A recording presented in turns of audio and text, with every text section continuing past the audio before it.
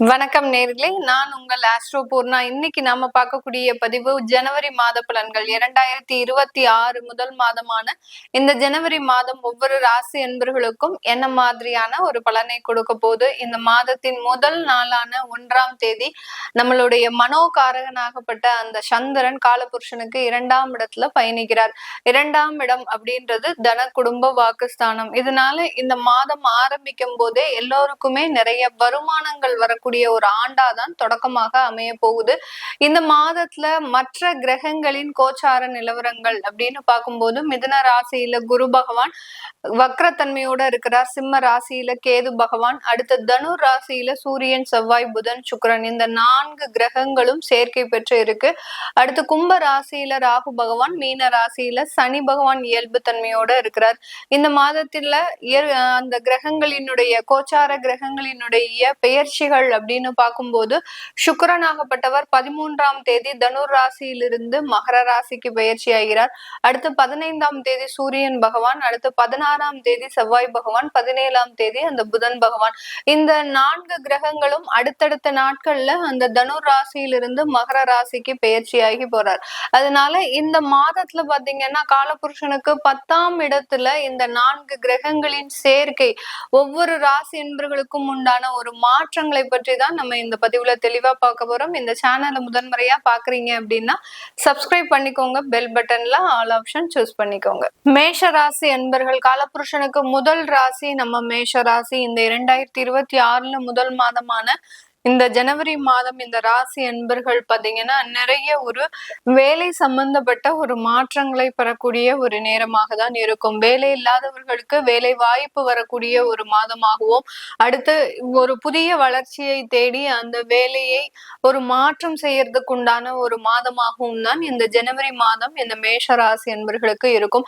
மேஷ ராசி என்பர்கள் எப்போதுமே ஒரு துடுக்கா இருப்பாங்க. தன்னுடைய வேலையில ரொம்ப சுறுசுறுப்பாகவும் அதே சமயம் ஒரு நிதானமான ஒரு அமைப்போடையும் நடப்பவர்கள் இந்த மேஷராசி என்பர்கள். இப்படி இருக்கக்கூடிய இந்த நபர்களுக்கு தொழில் ரீதியான ஒரு முன்னேற்றம் அப்படின்றது இந்த மாதத்துல உடனே உங்களுக்கு சிறு வளர்ச்சி வருமா அப்படின்னு கேட்டீங்கன்னா இந்த மாதத்துல தொழில் ரீதியான வாய்ப்புகள் மட்டும்தான் வரும். அதற்குண்டான ஒரு வளர்ச்சிகள் அப்படின்றது இந்த மாதத்தின் இறுதியில் கிடைக்கக்கூடிய ஒரு தருணமாக இருக்கும். ஏன்னா உங்களுடைய ராசிக்கு 10ஆம் இடத்துல அந்த மாதத்தின் பிற்பகுதியில 4 கிரகங்களின் சேர்க்கை சூரியன், செவ்வாய், புதன், சுக்கிரன். இதுல இந்த செவ்வாய் ஆகப்பட்டவர் உச்சம் அடைகிறார். உங்களுடைய ராசி அதிபதியாகப்பட்ட அந்த செவ்வாய் இந்த மாதத்துல பாத்தீங்கன்னா 16ஆம் தேதியிலிருந்து உச்சம் பெறுகிறார். இந்த உச்சம் பெறதுனால பாத்தீங்கன்னா உங்களுடைய ஒரு அமைப்பு பாத்தீங்கன்னா அதிக அளவு நீங்க முயற்சி செய்யக்கூடிய ஒரு திறன், அந்த இடத்துல பாத்தீங்கன்னா உங்களுடைய எதிர்பார்ப்புகள் அதிகரிக்கக்கூடிய ஒரு நேரமாக இருக்கும். தொழில் சம்பந்தப்பட்ட வாய்ப்புகளும் அதிகரிக்கக்கூடிய ஒரு நேரமாக இருக்கும். இதை கரெக்டான முறையில திட்டமிட்டு நீங்க எக்ஸிக்யூட் பண்ணுனாதான் இந்த மாதம் அதிக வளர்ச்சிகள் ஏற்படக்கூடிய ஒரு நேரமாக இருக்கும். கிட்டத்தட்ட 45 நாட்களுக்கு இந்த செவ்வாய் பகவான் இந்த உச்ச நிலையில தான் இருக்க போறார். அதனால இந்த மாதத்துல இருந்து உங்களுக்கு வாய்ப்புகள் உங்களை தேடி வரக்கூடிய ஒரு நேரமாக தான் இந்த மேஷ ராசி என்பர்களுக்கு இருக்கும். அடுத்து இந்த அஷ்டமாதிபதியும் இந்த ராசி என்பர்களுக்கு இந்த செவ்வாய் தான். இந்த அஷ்டமாதிபதி 10ஆம் இடத்துல இருக்கிறதுனால சில தேவையில்லாத தொழில் ரீதியான பிரச்சனைகள்ல மாட்டிக்கிறதுக்கு உண்டான ஒரு தருணம். நீங்க மற்றவர்களை நம்பி சில வேலைகளை ஒப்படைக்கும் போதோ அந்த வேலைகளை மற்றவர்களுக்காக நீங்க செய்யும் போதோ அதுல ஏமாற்றம் அடையக்கூடிய ஒரு தருணம்லாம் இருக்கும். ஏன்னா அந்த 12ஆம் இடத்துல இருக்கக்கூடிய அந்த சனி பகவான் இயல்பு தன்மையோட இருக்கிறதுனால விரய சனி, அடுத்து அந்த கர்மகாரகன் 12ஆம் இடத்துல இருக்கிறதுனால அந்த அஷ்டமாதிபதியும் 10ஆம் இடத்துல இருக்கிறதுனால இந்த மாதிரியான சில ஏமாற்றங்கள் வரக்கூடிய ஒரு மாதமாக தான் இந்த ஜனவரி மாதம் இந்த மேஷ ராசி என்பவர்களுக்கு இருக்கும். அதனால உங்களுடைய திட்டமிடுதலோட அதிக கவனமும் உங்களுடைய தொழிலையும் வேலையிலையும் இருக்கக்கூடிய ஒரு தருணம் தான் இந்த மேஷ ராசி என்பவர்களுக்கு இந்த ஜனவரி மாதம் முக்கியமான ஒரு திருப்பங்களை ஏற்படுத்தி தரக்கூடிய ஒரு நேரமாக இருக்கும்.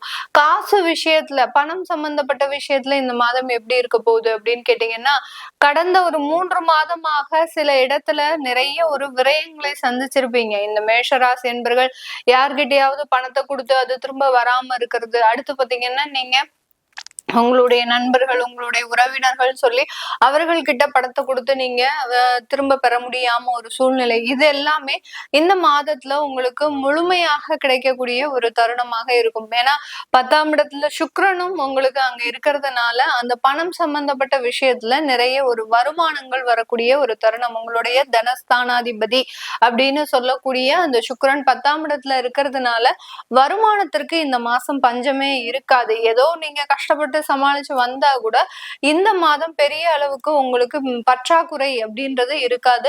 இந்த வருடமே பாத்தீங்கன்னா காலபுருஷனுக்கு 2ஆம் இடத்துலதான் உங்களுடைய மனோகாரகனும் சஞ்சரிக்கிறார். அதனால அந்த சந்திரன் அந்த 2ஆம் இடத்துல சஞ்சரிக்கும் போது ஏற்படக்கூடிய இந்த மாதத்துல உங்களுக்கு வருமானம் சம்பந்தப்பட்ட நிறைய வாய்ப்புகள் வர்றதுக்குண்டான ஒரு தருணம். பெண்களுக்கு இந்த மாதம் புதிய ஒரு தொழில் வாய்ப்புகள் வரும். இந்த மாதத்துல அந்த தொழில் வாய்ப்புகளை நீங்க எவ்வளவுக்கு எவ்வளவு பயன்படுத்துகிறீங்களோ அவ்வளவுக்கு அவ்வளவு நிறைய ஒரு மாற்றத்தை அனுபவிக்கக்கூடிய ஒரு தருணம். குடும்பத்துக்காக சில பொறுப்புகளை ஏற்று பெண்கள் அந்த பொருளாதார பிரச்சனையிலிருந்து மீட்டெடுக்கக்கூடிய ஒரு நபராக மாறக்கூடிய ஒரு தருணமாக தான் இந்த மாதம், இந்த ஜனவரி மாதம் இந்த மேஷ ராசி என்பர்களுக்கு இருக்க போகுது.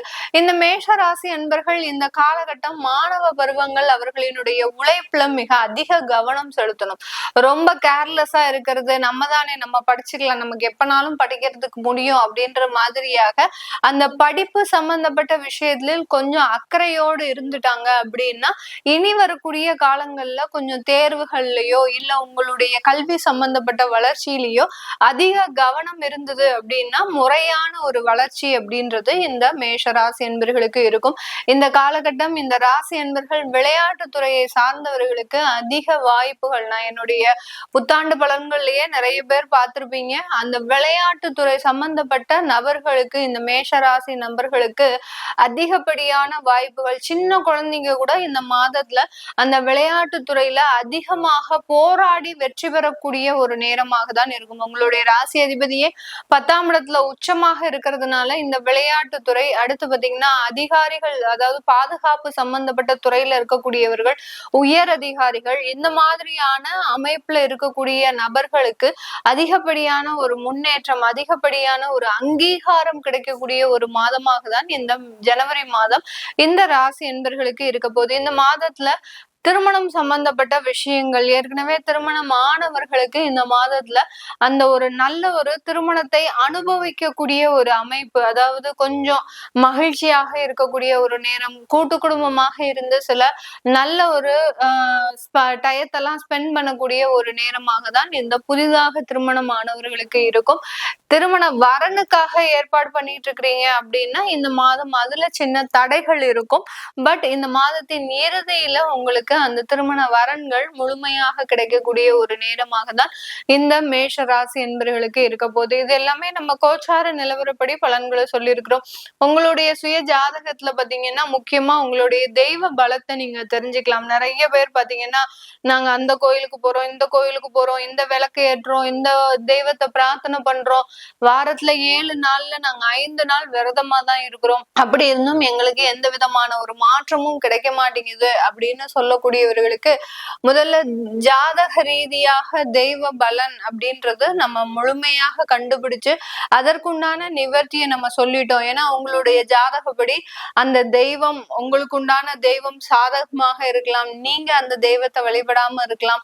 எந்த தெய்வம் உங்களுக்கு ஆகாதோ அந்த தெய்வத்தை நீங்க வழிபாடு செய்யக்கூடிய ஒரு நபர்களாக இருக்கலாம். இதனால அந்த உங்களுடைய சுய ஜாதகத்தை பார்த்துட்டு உங்களுடைய தெய்வ அனுகிரகத்தை நீங்க தேடிக்கிட்டீங்க அப்படின்னா முழுமையான வளர்ச்சியை தரக்கூடிய ஒரு மாதமாக தான் இருக்கும். இதை நம்ம கோச்சார நிலவரப்படி சொல்லியிருக்கிறோம். உங்களுடைய சுய ஜாதக தசாபுத்தியையும் பார்த்துக்கோங்க. இத மாதிரி பார்க்கணும் விருப்பப்படுறவங்க கீழே இருக்கிற நம்பருக்கு வாட்ஸ்அப்ல அப்பாயின்மெண்ட் வாங்கிட்டு நீங்க கன்சல்ட் பண்ணிக்கலாம். உங்களுடைய குழந்தைகளுக்கு ஜாதகம் எழுதணும் அப்படின்னு விருப்பப்படுறவங்களும் கீழே இருக்கிற நம்பருக்கு வாட்ஸ்அப்ல மெசேஜ் அனுப்புங்க. அதற்குண்டான விவரங்கள் தெரிய வரும். உங்களிடமிருந்து விடைபெறுவது உங்கள் ஆஸ்ட்ரோ பூர்ணா. நன்றி, வணக்கம்.